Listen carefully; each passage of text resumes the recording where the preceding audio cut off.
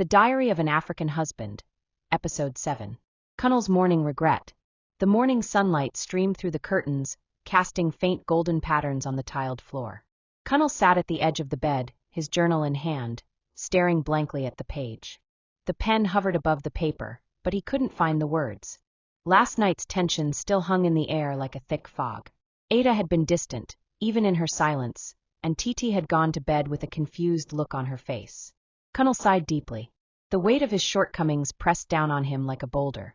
He thought about the past, their laughter, the shared dreams, and the promises he had made to Ada. Somewhere along the way, he had become a man he barely recognized, selfish, dismissive, and too proud to admit his mistakes. He flipped to a fresh page in his journal and began to write. Marriage is not for the faint-hearted. It is not just about love but about sacrifice and humility. And yet here I am, still learning what those words truly mean. Ada! In the kitchen, Ada stood by the sink, rinsing out a plate with robotic precision. Her hands worked, but her mind was far away. She replayed Kunle's apologies in her head. His words had seemed sincere, but sincerity wasn't enough anymore. She needed actions. Ada glanced at the framed wedding photo on the countertop. They looked so happy back then, young, carefree, and full of hope. But life had taught her that love wasn't enough to sustain a marriage. Respect, partnership, and effort were the glue that held everything together, and lately, Kunle had fallen short. Mommy! Titi's small voice pulled her back to reality. The little girl stood in the doorway, clutching her favorite doll. Yes, my love.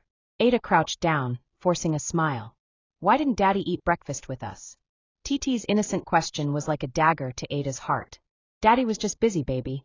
Don't worry about it, Ada said softly, brushing a strand of hair from Titi's face. But as Titi wandered back to the living room, Ada felt the tears welling up. How had they come to this?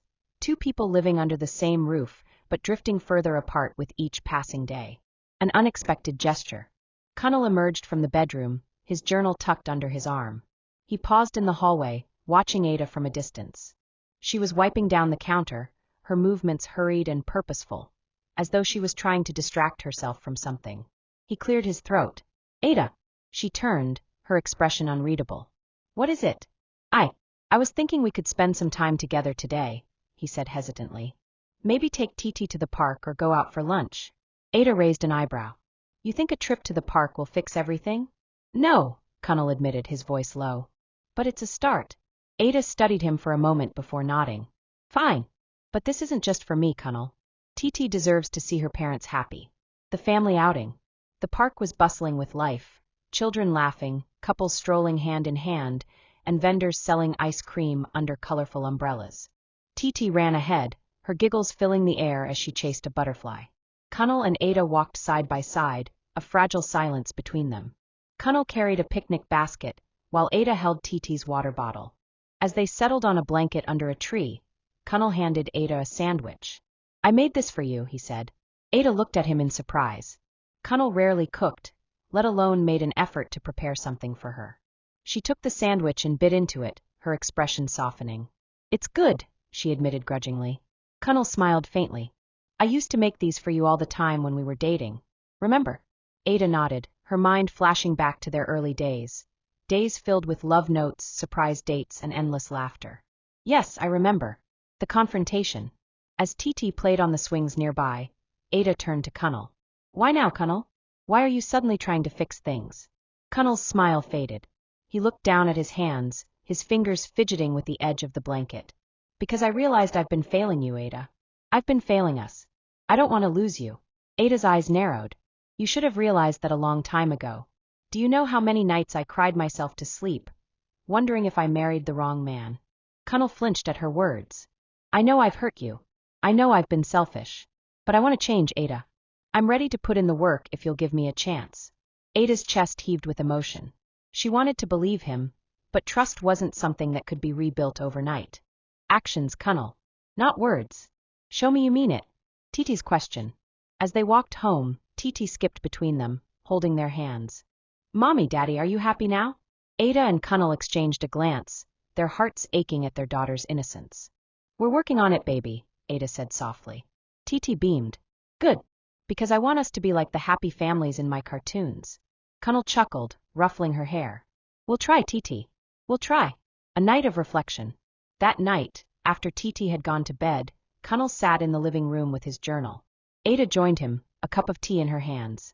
I've been writing about us, Kunle admitted, holding up the journal. Ada raised an eyebrow. Us?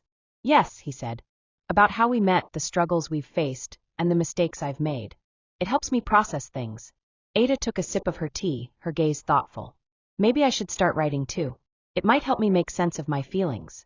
Kunle smiled. I'd like that. Maybe we can share what we write with each other. Ada nodded slowly. It wasn't a solution, but it was a step in the right direction.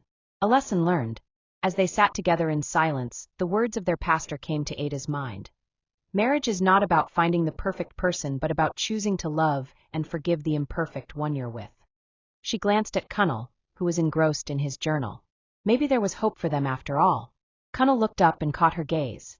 Thank you for giving me another chance, he said quietly. Don't thank me yet, Ada replied, a small smile playing on her lips. We still have a long way to go. Kunle nodded. I'm ready to walk that road with you, Ada. One step at a time. And for the first time in a long while, Ada felt a glimmer of hope. Kunle and Ada begin the slow process of rebuilding their marriage, learning to communicate and prioritize their family. Through moments of tension, reflection, and small gestures of love, they take the first steps toward healing, with their daughter Titi serving as a constant reminder of what they're fighting for.